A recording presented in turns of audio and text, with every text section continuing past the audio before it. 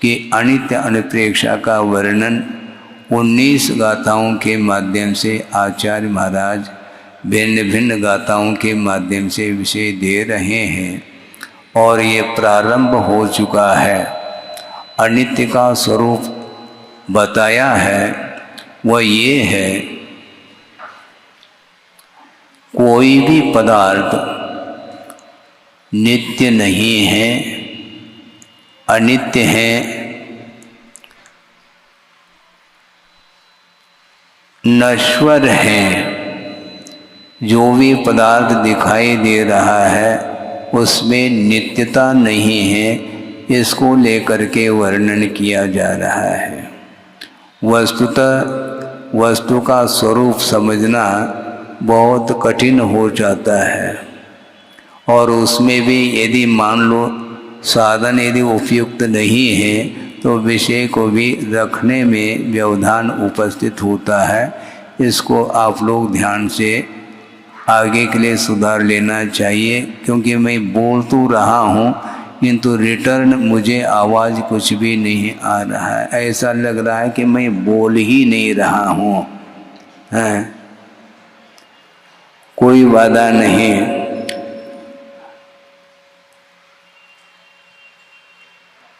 वस्तु का स्वरूप अनेकांतात्मक है। थोड़ा थोड़ा आता है, पुनः वही स्थिति बनती है। हमने कई बार कहा है उसकी व्यवस्था कोई कर नहीं पा रहे। कल तो अच्छा था, आज व्यवस्थित नहीं है। आपको सुनने में आ रहा है और थोड़ा थोड़ा आता है, लेकिन वो शायद आनंद नहीं आ रहा होगा, है ना। वह ऐसा ही होता है, क्योंकि कारण के अभाव में कार्य नहीं हो सकता। कारण व्यवस्थित हो तो कार्य व्यवस्थित संपादित होता है। तो वस्तु का जो स्वरूप है वह अनेकांतात्मक है, इसको समझने की आवश्यकता है। अर्थात वस्तु नित्यात्मक है, यानी वस्तु किसी विवक्षा से नित्य रूप भी है और किसी विवक्षा से वह अनित्य रूप भी है। इस प्रकार यहाँ पर विषय रखा जा रहा है। एकांत से वह नित्य मान लिया जाए तो भी बाधा उपस्थित होती है, और एकांत से उसको अनित्य मान ले तो भी बाधा उपस्थित होती है। इसलिए अनेकांत को समझने की आवश्यकता है। यदि अनेकांत की गहराई हम नहीं समझ पाते हैं, वस्तुतः उसका स्वरूप सामने हम रख नहीं पाते हैं, क्योंकि एक ही वस्तु किसी विवक्षा से वह नित्य भी है, अनित्य भी है, मूर्त भी है, अमूर्त भी है। सारा विषय दिया जा रहा है। स्वभाव की दृष्टि से सोचते हैं तो जीव का स्वरूप भिन्न है, लक्षण और स्वरूप में अंतर है। इसको भी आपके सामने रखना चाहता हूँ कि लक्षण जो होता है वह व्यापक हुआ करता है, किंतु स्वरूप जो होता है वह व्यापक नहीं हुआ करता है। अर्थात जीव का स्वरूप क्या है, जीव का लक्षण क्या है, तत्वार्थ सूत्र में भी यह विषय दिया है कि उपयोगो लक्षणम, ऐसा कहा है। जीव का लक्षण क्या है, उपयोग है, और वह व्यापक लक्षण माना गया है। कोई भी ऐसा जीव नहीं है जिसका लक्षण उपयोग घटित नहीं होता हो। शुद्ध अवस्था में भी उपयोग घटित हो रहा है और संसार दशा में भी वह उपयोग घटित होता है। उपयोग का अर्थ इतना संक्षेप में समझ में आना चाहिए कि जानने की, देखने की, संवेदन करने की क्षमता जिस पदार्थ में हो उसका नाम जीव कहा है। चेतना लक्षण वाला जीव माना जाता है, किंतु संसार दशा में और मुक्त अवस्था में स्वरूप की अपेक्षा से अंतर देखने को मिलता है। स्वरूप के दृष्टि से यदि देखते हैं तो जीव अमूर्त है, ऐसा कहा है। वस्तुतः स्पर्श, रस, गंध, वर्ण, ये सारे जो इंद्रिय के विषय बनते हैं, इस विवक्षा से वह पौद्गलिक वस्तु ही सामने बुद्धि का विषय बनता है। किंतु वह स्वरूप की दृष्टि से जीव का स्वरूप अमूर्त है ऐसा कहा है, और अमूर्त की ओर दृष्टि रखते हैं तो निश्चित रूप से राग द्वेषादिक जो कालुष्य भाव है उनसे अपने आप को ऊपर उठाया जा सकता है। ये जितने भी परिणति देखने में आ रही हैं, भिन्न भिन्न परिणति को लेकर के जीव जो विषय बन रहा है, ज्ञान का विषय, वह शुद्ध दशा की ओर दृष्टि यदि जाती है तो ये क्षण के लिए भी राग द्वेषादिक भाव उत्पन्न नहीं हो सकते हैं, क्योंकि वह अमूर्त आत्म तत्व है। और अमूर्त आत्म तत्व है तो उसका किसी भी पदार्थ के द्वारा उसकी क्षति नहीं हो सकती। द्रव्य की अपेक्षा से कोई भी पदार्थ नाश को प्राप्त नहीं होता, किंतु पर्याय की अपेक्षा से ही उत्पाद और व्यय अर्थात जन्म और मरण ये परंपरा चल रही है, ये वैभाविक परिणति मानी जाती है। और जन्म होता है तो संसारी प्राणी आनंद का अनुभव करता है और मरण का नाम भी लेना नहीं चाहता है। मरण से प्रत्येक व्यक्ति भयभीत है और जन्म में वह आनंद का अनुभव करता है। बहुत ये विषय आप लोगों के लिए समझने के लिए कठिनाई हो सकती है, किंतु धीरे धीरे अनुप्रेक्षा की बात सामने आ रही है। एक बार में ही वस्तु तत्व का स्वरूप पकड़ में नहीं आता, बार बार आगम के माध्यम से ही हम विशेष रूप से चिंतन आदि करते हैं तो वस्तु का स्वरूप सामने आ सकता है। एकांत से आत्मा अमूर्त नहीं है। यदि एकांत से आत्मा को अमूर्त मान लिया जाए तो निश्चित रूप से फिर अहिंसा का हम पालन नहीं कर पाएंगे। वस्तुतः अहिंसा धर्म का पालन करना चाहो तो कथनचित अर्थात किसी विवक्षा से आत्मा को मूर्त मानने की आवश्यकता पड़ती है, क्योंकि जो भी इंद्रिय के माध्यम से विषय सामने आ रहा है वह जीव तत्व भी सामने आता है, किंतु वह वैभाविक परिणति अर्थात कर्म के उदय के कारण जीव का स्वरूप वह गायब हुआ है ऐसा लगता है, किंतु वह समाप्त नहीं हुआ।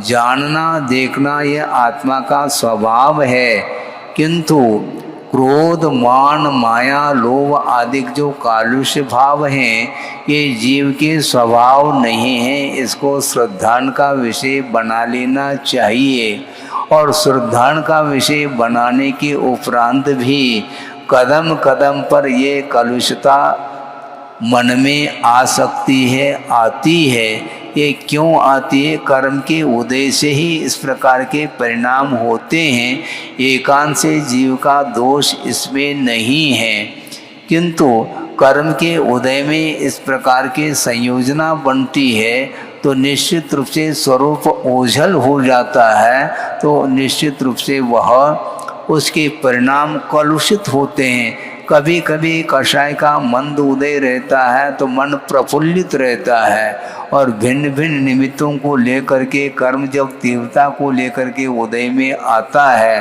जब पाप कर्म का उदय आता है तो निश्चित रूप से उसका भी फल भोगना पड़ता है। इसलिए स्वरूप की ओर दृष्टि रखते हैं तो निश्चित रूप से कर्मों की निर्जरा भी हो सकती है और पुण्य कर्म का संचय भी हो सकता है।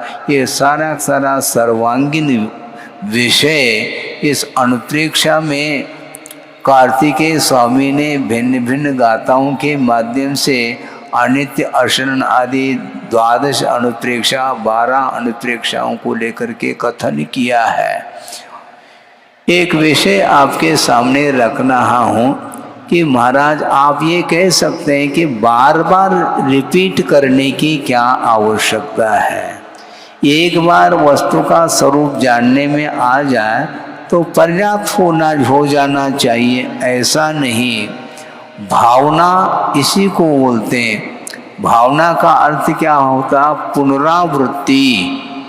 समझने के लिए पीपल होता है, आप जानते होंगे, हैं? वह किसके उपयोग में आता है? उसमें जड़ को निष्कासित करने की क्षमता उस पीपल में है। लेकिन ये ध्यान रखो, 64 प्रहरी पीपल क्या वस्तु है? पीपल तो पहले भी था, आपने बाजार से खरीद ली, है, मान लो पीपल है, जड़ को निष्कासित करने की उसके अंदर क्षमता है, किंतु 64 प्रहर तक उसको घोटा जाता है, तब उसमें जड़ को दूर करने की क्षमता आ जाती है। उसी प्रकार वस्तु का स्वरूप जानना मात्र पर्याप्त नहीं है, ज्ञान के माध्यम से एक ही बार में वस्तु का स्वरूप जानने में आ सकता है, किंतु कर्मों की निर्जरा और आश्रम को रोकने के लिए ये अनुप्रेक्षा कारण है। मोहर मोहर चिंतनम पुनर्चिंतनम अनुप्रेक्षा ऐसा कहा है। बार बार चिंतन करने की आवश्यकता है। नहीं है तो निश्चित रूप से एक बार ज्ञान तो हो जाता है, किंतु हर्ष और विषाद से ऊपर उठने के लिए इतने चिंतन करने मात्र से काम नहीं चलने वाला है, क्योंकि कई बार ये विषय आपके सामने रखा गया है, क्योंकि अनुप्रेक्षा होने के कारण बार बार रखने की आवश्यकता पड़ती है। उसके बिना वस्तु तत्व का बोध कराया नहीं जा सकता है। आप शांति से बैठेंगे, जहाँ पर भी जगह हो वहाँ पर बैठ जाएं और शांति से सुनने का आप पुरुषार्थ करेंगे। हाँ, समझने के लिए यहाँ पर आप लोग बैठे हैं और शांत बैठे हैं, जबकि शांत बैठने का शायद ही आपका स्वभाव होगा, किंतु सभा में बैठे हैं इसलिए मौन बैठे हैं, और बाहर जाने के बाद शायद ही मौन धारण कर पाएंगे आप, क्योंकि मौन धारण करना आपका स्वभाव नहीं, अपने आप सिद्ध होता है। बार बार आगम के माध्यम से वस्तु तत्व को समझाने के उपरांत भी नेचर में परिवर्तन नहीं आता, ये आगम का उल्लेख है।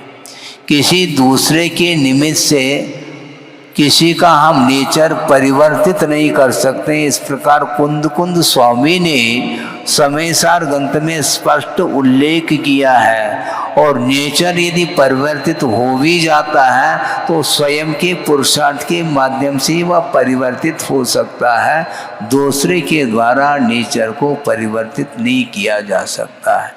अनंत शक्ति के धारक भगवान भी हमारे बीच में आ जाए तो भी हमारे नेचर को वो परिवर्तित नहीं कर सकते।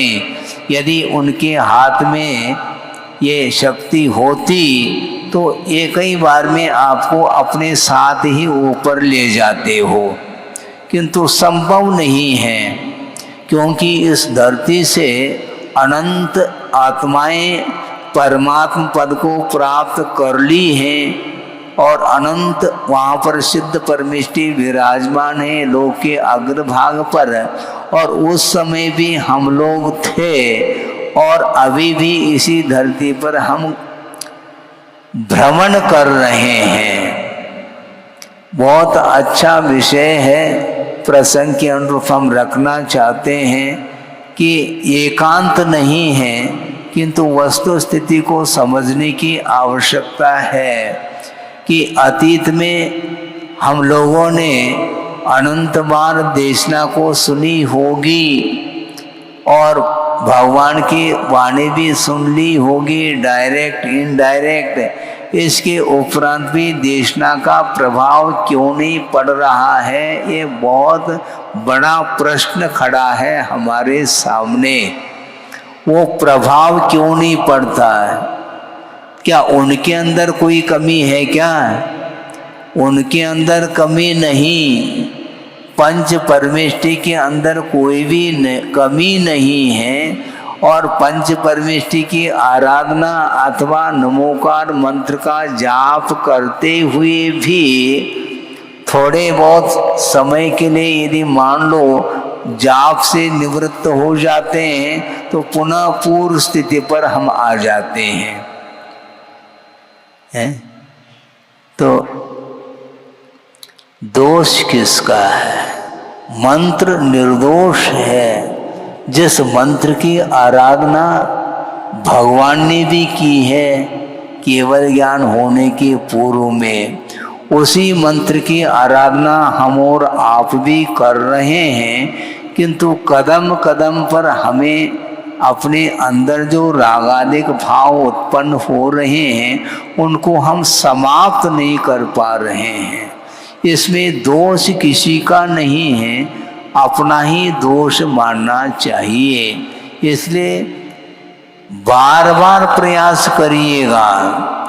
यदि उसमें सफलता नहीं मिलती है तो बार बार उसी कक्षा में हमें बैठने की आवश्यकता है। कोई आईएएस छात्र है और वह कलेक्टर आदि बनना चाहता है तो ठीक है, देव आईएएस की परीक्षा। पहले प्री, फिर बाद में मेंस आता है, फिर बाद में ओरल आता है। ये 3 हैं परीक्षाएं। और प्री में फेल हो गया तो पुनः प्री देना। कितने बार ये मत पूछो। प्री में निकल गया, इसके उपरांत भी मेंस में और देना है। उसमें मान लो नहीं निकल पाया, पुनः 1-2 करना है। प्री में निकल गया, मेंस में निकल गया, ओरल में नहीं निकल पाया तो पुनः 1-2। इसी प्रकार यहाँ पर बात आती है, हम कब तक करें महाराज?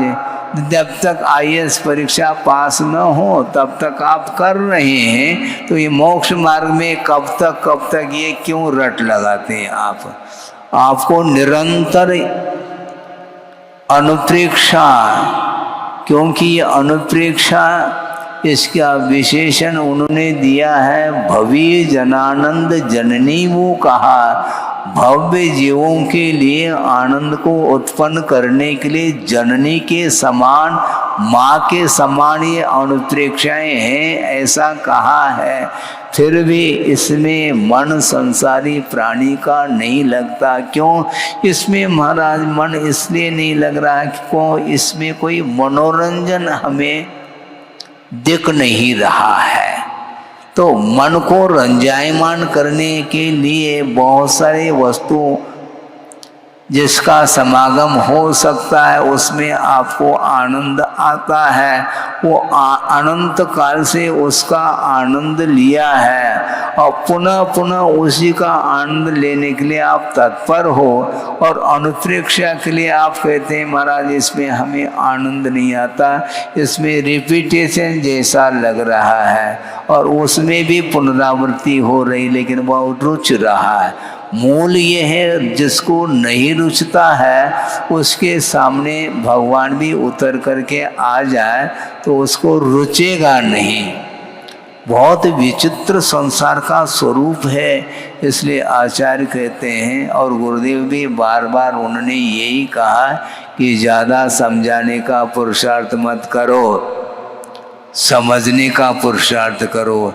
जो समझना चाहता है उसको ज़्यादा समझाने की आवश्यकता नहीं पड़ती। टू दी पॉइंट में, संक्षेप में उसको समझा दिया जाए तो समझ में बात आ सकती है। और जिसको समझना ही नहीं है तो उसको पूरा का पूरा समय भी दे दें, जीवन पर्यंत भी यदि समझाने का पुरुषार्थ कर लें तब भी वह समझ में बात इसलिए नहीं आ सकती क्योंकि अनंतकालीन उसके संस्कार बने हुए हैं।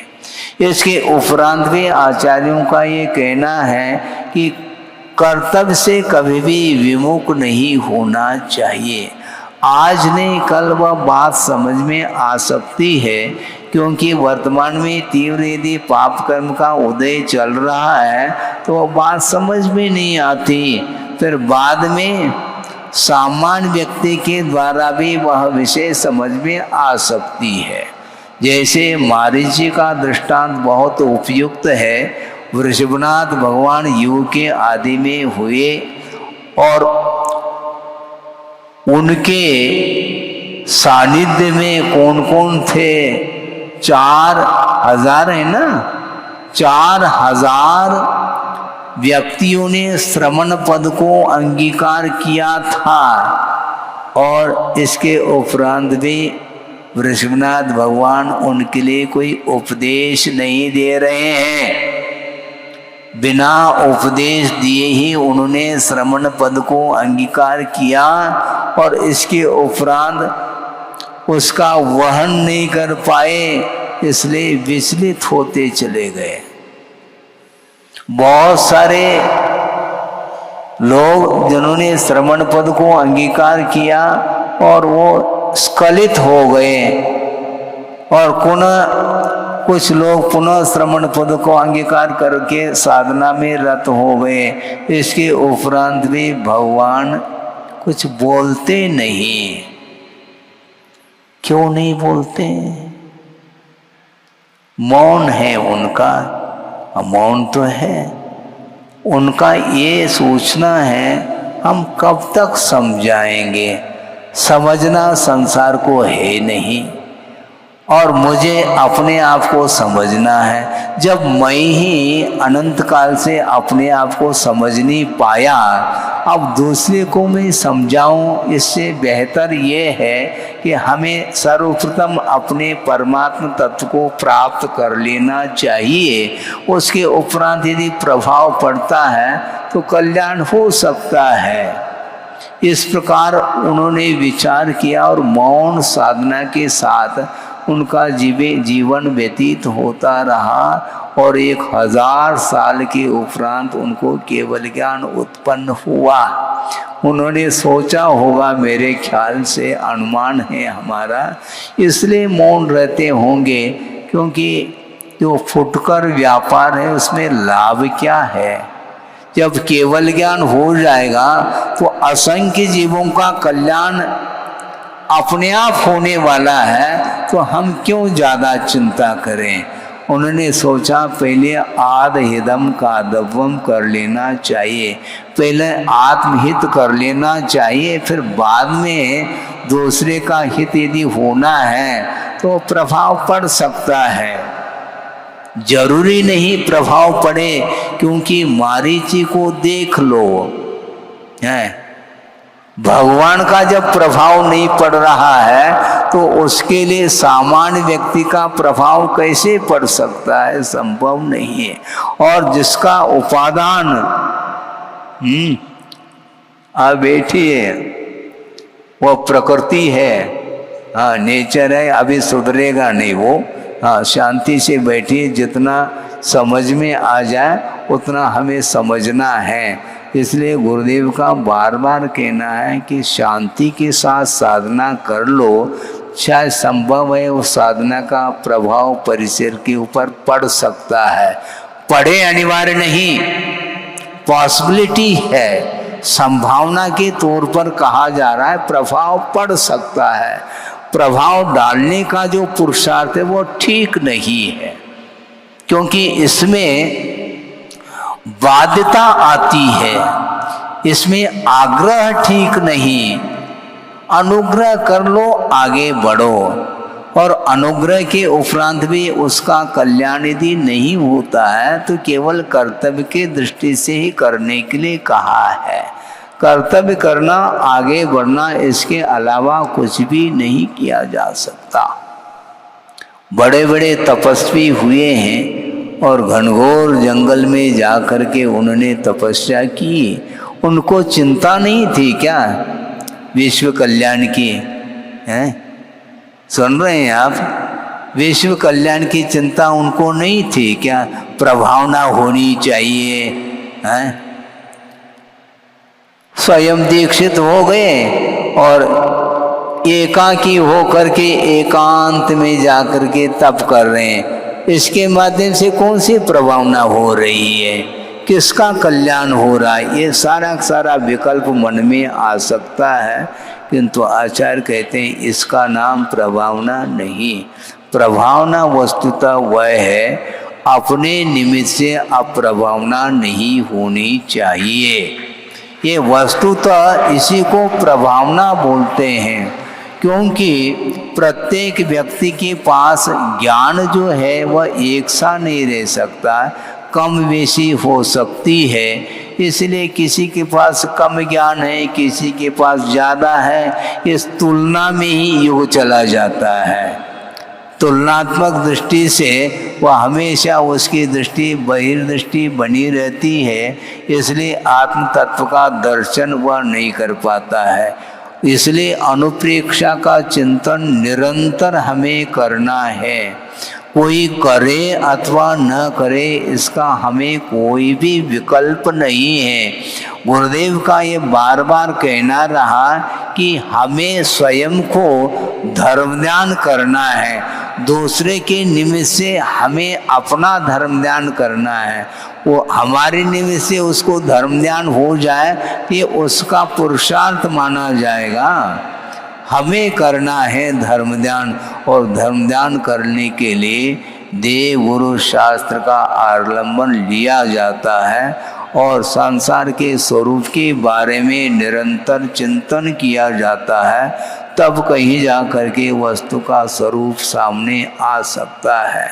ये बार बार कह रहे हैं वस्तु नित्य नहीं है, अनित्य है। इसके उपरांत भी वैराग्य नहीं होता। क्यों नहीं होता? अनुप्रेक्षा में फेल है। अनुप्रेक्षा की सार्थकता कब सिद्ध होगी? अनुप्रेक्षा के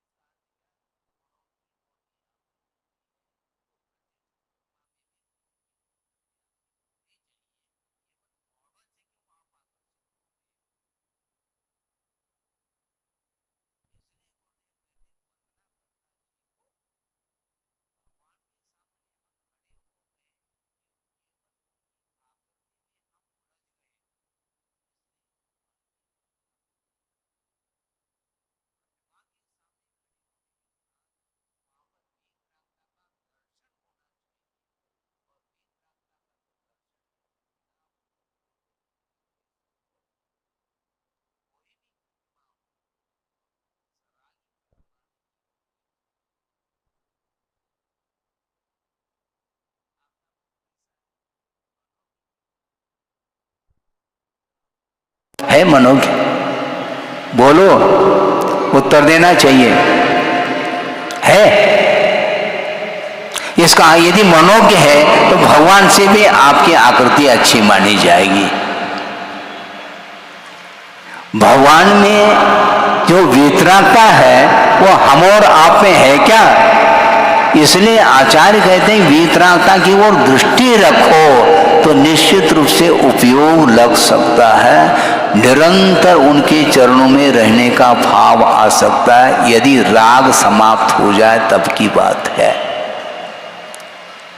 इसलिए वस्तुतः संसारी प्राणी की दशा ऐसी हो रही है, वो बाहर ही घूम रहा है, भीतर जाना पसंद नहीं करता, क्योंकि बाहर जो भौतिकता है उससे वह आकर्षित हो चुका है। इसलिए भगवान की प्रतिमा उसको आकर्षित नहीं कर पा रही है।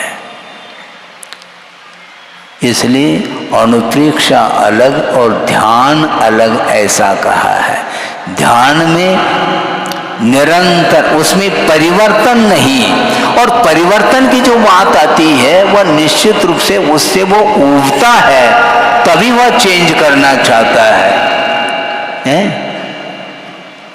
नमो अरहंताणम, उसी में टिके रहो ना। नमो सिंधानम कहता परिवर्तन हो गया। इसलिए आचार्य कहते हैं ध्यान नहीं लगता कोई बाधा नहीं, किंतु पंच परमेष्टि की आराधना करो। अनुप्रेक्षा सही, किंतु वह ध्यान नहीं माना जाएगा। ध्यान तो एकाग्र चिंता निरोधो ध्यानम आ अंतर मुहूर्तात् का, अंतर मुहूर्त तक वह आपका उपयोग स्थिर होना चाहिए, नहीं हो पाता है।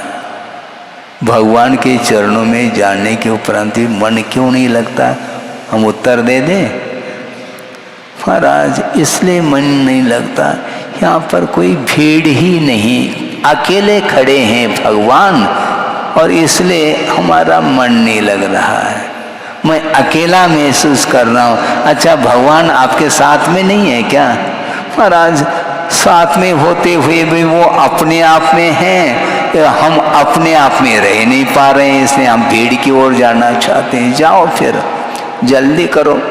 हाँ, जल्दी जल्दी अर्घम कह करके निकल जाता है, क्योंकि चहल पहल जहाँ पर है तो वहाँ पर उसका मन लगता है। एकत्व में मन नहीं लगता संसारी प्राणी को, अकेला महसूस करता है, और अकेला जो महसूस कर रहा है वो अनुप्रेक्षा उसको भा नहीं रही है, जबकि एकत्व अनुप्रेक्षा में अकेला ही महसूस होता है, किंतु उसमें उसको उदासी नहीं आती है।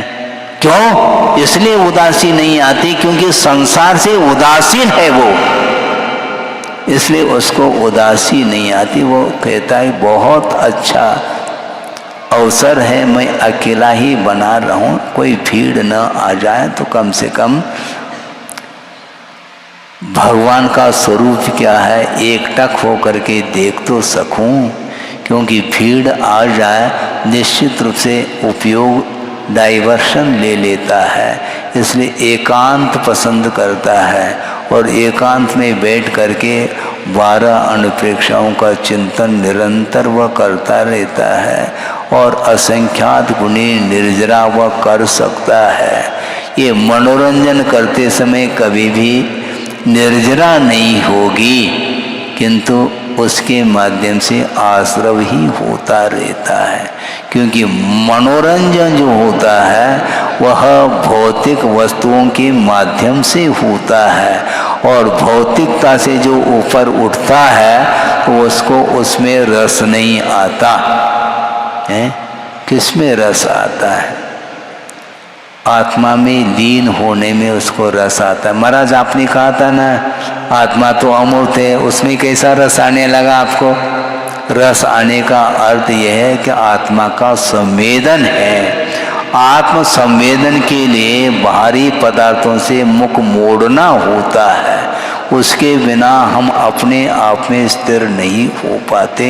अनंतकालीन जो मोहजन्य संस्कार हैं, बार बार प्रयत्न करने के उपरांत भी वह उसमें टिक नहीं पाता, बहुत जल्दी बाहर आता है, बल्कि बाहर ही रहता है वो। लगता है कि वो भीतर पहुंच गया, भीतर नहीं पहुंचता है। किसी ने कहा था, विद्वान थे वो, और वो अपने आप के बारे में लिख रहे हैं। वो मैं कभी कभार घर में रहता हूँ, प्राय करके हम बाहर ही रहते हैं। तो मैं ठीक कह रहे हैं आप, कभी कभार भीतर आ गए तो बहुत अच्छे शुभ लक्षण है, नहीं तो बाहर तो आप भीतर आते कहाँ। हमेशा मैं बाहर रहता हूँ, कभी कभार मैं भीतर आता हूँ, अर्थात अपने घर, निज घर नहीं, जो अपना जिसको घर मान रखा है उसमें वह कभी कभार आता है, बाकी वह बाहर ही उसका जीवन व्यतीत होता है, क्योंकि उसके बिना उसका मन लगता नहीं है। किसी ने कहा था, वो आपके सामने रख देता हूँ, महाराज ये मन बहुत परेशान करता है, असंगी बन जाए तो अच्छा है। हमने कहा ये क्या कह रहे हो महाराज, कम से कम तनाव तो मिट जाएगा। मानसिक जो दुख है ये भयंकर दुख है महाराज। शारीरिक दुख तो हम सहन कर लेंगे, किंतु जो मानसिक दुख है वो पीड़ा सही नहीं जाती, इसलिए मन न मिले तो अच्छा है। तो आचार्य कहते हैं इस प्रकार निदान मत करो, किंतु जो मन मिला है उसका सदुपयोग करो। ये नहीं होता, ये नहीं होता, क्योंकि इसमें संयम की बड़ी आवश्यकता है। इसलिए आचार्यों ने ये कहा, जिसके पास मन नहीं है उसके पास संक्लेश भी ज्यादा नहीं, तो विशुद्धि भी नहीं ज्यादा, और मन मिलने के उपरांत दोनों तरफ वह चरम सीमा तक पहुंच जाता है। संक्लेश की चरम सीमा भी संगी को, और विशुद्धि की चरम सीमा भी यदि होगी तो वह संगी पंचेंद्रिय को ही संभव है। इसलिए पुण्य के उदय से मन मिला है विचार विमर्श करने की, ये उपादेय छोड़ने योग्य क्या है और ग्रहण करने योग्य क्या है, इसको समझने के लिए मन मिला है। उस मन का सदुपयोग करेंगे तो निश्चित रूप से विकास आपका होना है। नहीं है तो दुरुपयोग यदि करोगे तो गुरुदेव इसी को बोलते, ये प्रज्ञा का ही अपराध माना जाता है। मन और कोई वस्तु नहीं, किंतु क्षोभम ज्ञानात्मक जो परिणति है उसी का नाम भाव मन कहा, और उसके माध्यम से ही इस प्रकार के परिणाम होते रहते हैं। इसलिए पुण्य के उदय में जो सामग्री मिली है, मोक्ष मार्ग की सामग्री, उसका सदुपयोग करेंगे तो निश्चित रूप से कर्मों की निर्जना होगी। कौन से पाप कर्म की निर्जना, और विशिष्ट पुण्य का संचय किया जा सकता है। महाराज पुण्य का संचय हम कैसे करें, पुण्य का संचय कैसे करें, पाप की निर्जरा कैसे करें, ये पूछो ना कम से कम, तो उसके लिए उत्तर मिल जाएगा। पाप की निर्जरा कैसी हो, तो पाप का जिन कारणों के माध्यम से पाप का आश्रय हो रहा है उन कारणों से दूर रहना है, सीधी सीधी बात है। ये स्वयं को ही करना होता, दूसरा करके नहीं देगा, ये निश्चित बात है। ये बिना पुरुषार्थ के संभव नहीं है। मोक्ष मार्ग में भी निरंतर आपको पुरुषार्थ ही करना है। आपने दुकान खोला है क्या, पड़ोसी ने खोल करके दिया है, मुझे बताओ थोड़ा सा। धीरे धीरे, क्योंकि समय पूरा करना है। आपने स्वयं पुरुषार्थ से दुकान खोला है क्या, किसी ने, किसी दूसरे को चिंता होगी क्या? नहीं है ना, क्योंकि प्रत्येक व्यक्ति अपना ही चिंता करता है, दूसरे पड़ोसी की बात नहीं करता वो। स्वयं ही पुरुषार्थ के माध्यम से आपने दुकान खोला है, उसी प्रकार अर्थ पुरुषार्थ के लिए आप स्वयं पुरुषार्थ जिस प्रकार कर रहे हैं, उसी प्रकार मोक्ष पुरुषार्थ भी आपको ही करना है ना। करके कोई भी नहीं दे सकता है। महाराज भगवान तो अनंत करुणा के सागर है, वो तो हाँ ठीक है ना, दया के सागर, करुणा के सागर, क्षमा के सागर, सभी सागर हैं वो। किंतु आपके लिए वो क्या करके दे सकते हैं? नहीं दे सकते। वो बता सकते हैं कि इस प्रकार चलना चाहिए, इस प्रकार नहीं चलना चाहिए। ये छोड़ने योग्य वस्तु हैं, ये ग्रहण करने योग्य वस्तु है। इस प्रकार उपदेश दिया जा सकता है, किंतु छोड़ना और नहीं छोड़ना मेरे अधीन नहीं, किंतु आपके अधीन है।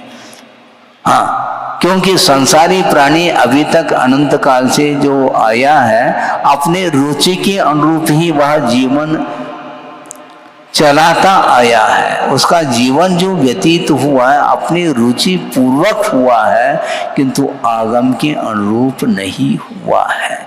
आगम के अनुरूप जैसा कहे वैसा करो, ये नहीं होता महाराज।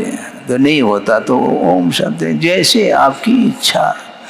गुरुदेव बार बार कहते थे, हमें बड़ा आश्चर्य सा लगता था, ऐसा क्यों प्रयोग करते हैं आचार्य महाराज कि उपदेश में भी एज यू लाइक का उन्होंने प्रयोग कई बार किया।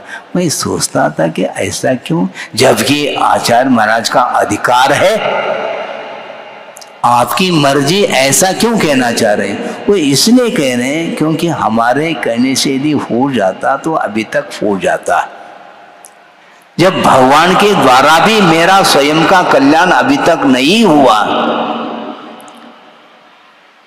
तो इसीलिए कल्याण जो होता है वह रुचि हो तो कल्याण हो सकता है और उसके लिए एक सहयोग दिया जा सकता है। किंतु आचार्य महाराज कहते हैं सहयोग अलग वस्तु और योग अलग वस्तु है। सहयोग जो होता है वह बाहर से सपोर्ट जिसको बोलते हैं, सपोर्ट दिया जाता है। जैसे मान लो वृद्धावस्था आ गई तो अब लठिया की आवश्यकता है चलने के लिए, और पैर है नहीं, लठिया के माध्यम से चल करके दिखाओ। सहयोग है ना लठिया का, है?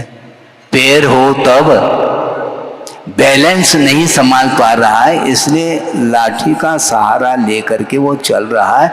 क्यों चल रहा है? वो अपने पैरों से, न कि लाठी से। एक सपोर्ट है वो। उसी प्रकार आप चलना चाहो तो सपोर्ट दिया जा सकता है। आप स्वयं वोट ही नहीं दे रहे तो हम क्या सपोर्ट देंगे? है? धर्म की ओर, धर्म का समर्थन जो नहीं करता उसका हम कैसे सपोर्ट करेंगे? सोचो, विचार करो। रुचि भीतर यदि जागृत है तो बहुत छोटे छोटे निमित्तों के माध्यम से भी कल्याण हो सकता है, उसको कोई रोकने वाला नहीं है। कई बार कहा वर्तमान युग में ये सारा पुराण इसी को बोलते हैं। पुराण में रामायण ही चलता है, रामायण का अर्थ रिपीटेशन। हाँ, वहां पर कोई स्टेशन ही नहीं, रिपीटेशन ही होता रहता है? वहां रुकना नहीं होता, स्टेशन नहीं, रिपीटेशन। बार बार उन्हीं चीजों को कहा जा रहा है। इसके उपरांत भी वैराग्य नहीं होता। बड़े बड़े निमित्त नहीं महाराज, बड़े छोटे की कल्पना छोड़ दो। वैराग्य के लिए एक छोटा सा निमित्त है। कौन सा? सफेद बाल है वैराग्य के लिए कारण, और पूरे सफेद हो गए, अब फिर भी वैराग्य नहीं हो रहा है। अब क्या कहा जाए? हाँ, काले करने में लग गए तो अब क्या करेंगे? वैराग्य कैसा होगा? अब इसको, ये सब अनित्यता को सूचित कर रहा है। सफेद बाल हो गए, इन्हें वह निकट पहुंच रहा है। किसके? मरण के निकट पहुंच रहा है। इसका अर्थ ये अनित्य है, इसको सूचित कर रहा है। इसके उपरांत भी उसको वैराग्य नहीं होता है तो कौन से साधन आपको देंगे? बादल घटाएं छा गई और बहुत ऐसा लग रहा कोई महल हो, ऐसा सुंदर उसकी आकृति है और कोई उसको पेपर पर निकालना चाह रहा है उस सीन को, उस दृश्य को, और बस निकालने के लिए बैठा है और वह गायब हो गया है? बादल दल निकल गए, वो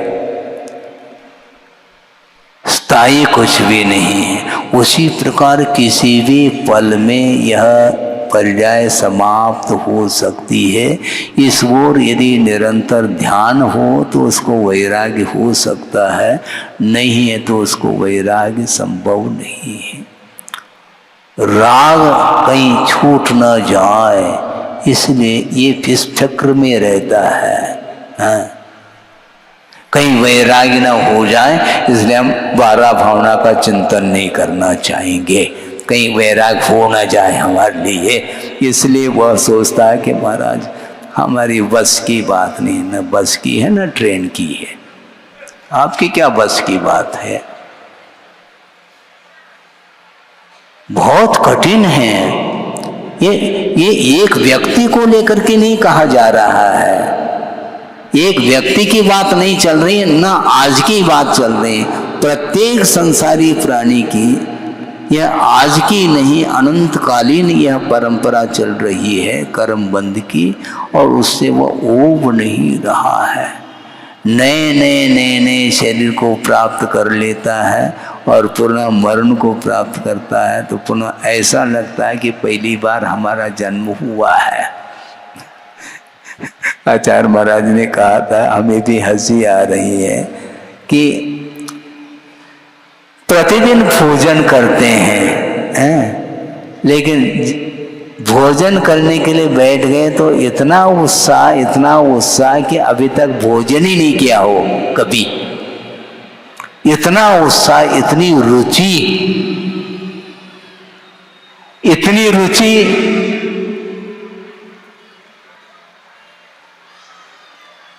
धर्म की ओर हो, कहना क्या फिर?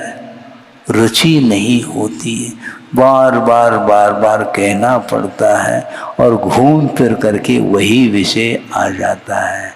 इसलिए आप ऊबेंगे, क्योंकि बार बार उसी काव्य का पाठ किया जा रहा है तो वह पाठ अच्छा नहीं लगता। कोई नया होना चाहिए, नया पुराना कुछ नहीं, क्योंकि नया और पुराना यह वस्तु का स्वरूप है, परिवर्तन ही वस्तु का स्वरूप। उन्होंने ये कहा, कार्तिकेय स्वामी ने, परिणाम स्वरूपे नवि किंच विशासयम अति कहा। परिणाम के कारण, पर्याय के कारण कोई भी शाश्वत वस्तु नहीं है, चाहे वह वैभाविक पर्याय हो चाहे स्वाभाविक पर्याय हो। पर्याय हमेशा मिटती रहती है, तरंग की भांति है। सरोवर में सारे तरंग प्रतिपल उत्पन्न हो रही हैं और मिट रही हैं, शाश्वत नहीं है। जैसे जल रेखा, जल में आप रेखा खींचो, रेखा दिखती है, खींचते चले जाओ और पीछे से वह रेखा मिटती जाती है। इसी प्रकार की संसारी प्राणी की स्थिति बन रही है। आप उपदेश देते चले जाओ और वह मिटता चला जाता है। यहाँ तक कि स्वाध्याय समाप्त होने के तत्काल आप लोग उठ जाते हैं, जबकि जनमानी स्तुति भी होनी चाहिए कायदे से देखा जाए। इतनी जल्दी है, क्योंकि वो इसलिए तो कहा जा रहा है कि आप बहुत जल्दी ऊब रहे हैं। जिस प्रकार जिनवानी प्रारंभ करने के पहले मंगलाचरण पूर्वक कायोत्सर करके वो स्वाध्याय को प्रारंभ किया जाता है, उसी प्रकार समापन के समय पर भी जिनवानी स्तुति करके ही आपको यहाँ से निकलना चाहिए। ये जिनवानी का बहुमान माना जाता, भक्ति मानी जाती है। इसलिए आदिम मंगलाचरण अलग है और अंतिम मंगलाचरण अलग है, किंतु कब समाप्त हो और हम कब निकले इस प्रकार ही भी, क्योंकि ऐसा होता है, हमने देखा था पहले का वह विषय बता रहा हूँ। छोटे अवस्था में है, प्राइमरी में, प्राइमरी का क्या वो मरी है, वो जीवन है ही नहीं। वहां प्राइमरी में क्या होता, कक्षा में आ गए बच्चे, बस बस्ता खोल दिया और 15 मिनट जब शेष रहता उसके पहले ही बस्ता बांध करके पैक करके बैठ जाते हैं। बस घंटी बजे नहीं, बस दौड़ लगा दी। स्वयं की बात कह रहा हूं, क्योंकि ये प्रत्येक व्यक्ति उस पर्याय से गुजरा हुआ है, कोई नई बात थोड़ी है, नई बात कुछ भी नहीं। किंतु बड़े होने के उपरांत भी उसी प्रकार की यदि वृत्ति रहेगी तो हमारा उत्थान कैसा होगा, बहुत कठिन होता है। सांसारिक क्षेत्र में तो मनोरंजन के लिए तो वंस मोर कह रहा है, और यहाँ पर वंस मोर की बात ही नहीं, समाप्त कर दो महाराज। गाड़ी समय पर आ रही है, कहीं गाड़ी चूक न जाए, क्योंकि रिटर्न टिकट लेकर के मैं आया हूं, इसलिए जल्दी करियो।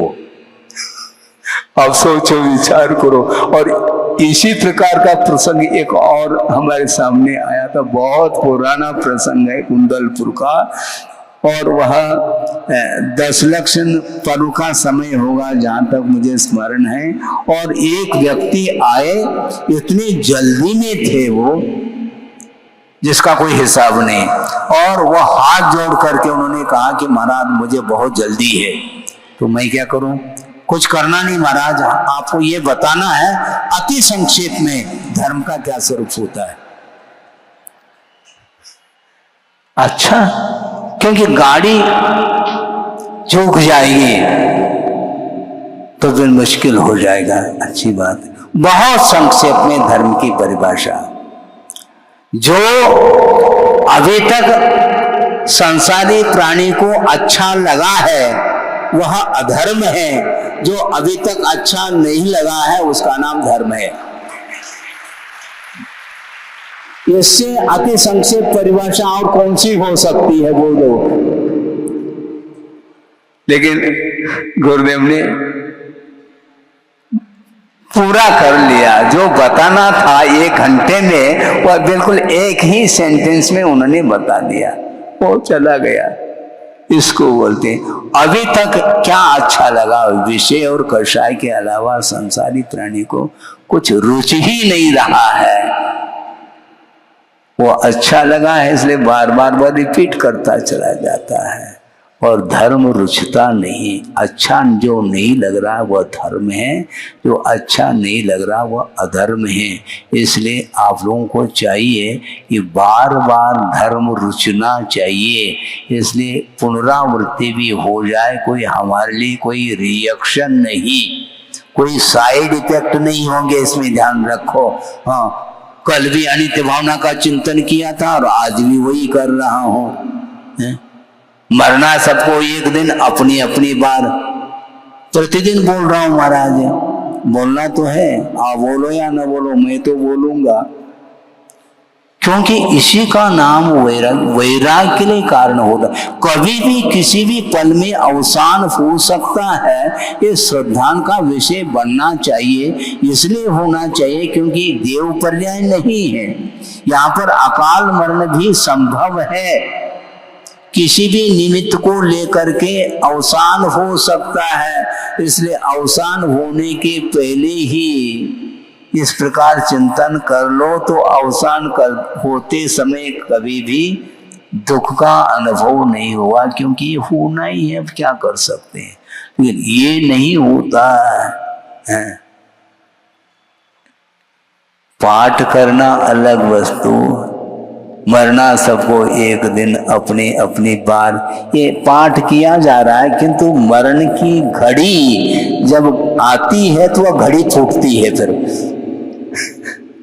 क्योंकि घड़ी बंद होने को है। महाराज अब क्या करें, अब क्या करें, कि करना क्या है, करना कुछ नहीं है, जो हो रहा है उसी को देखना है। एक समय के लिए भी आप यहां रह नहीं पाएंगे। यदि अंतिम श्वास है तो दोबारा श्वास लेना चाहो तो पर्याय बदलेगी, वहां पर नया पिक्चर चालू हो जाएगा, पुराना समाप्त हो जाएगा, डिलीट हो जाएगा।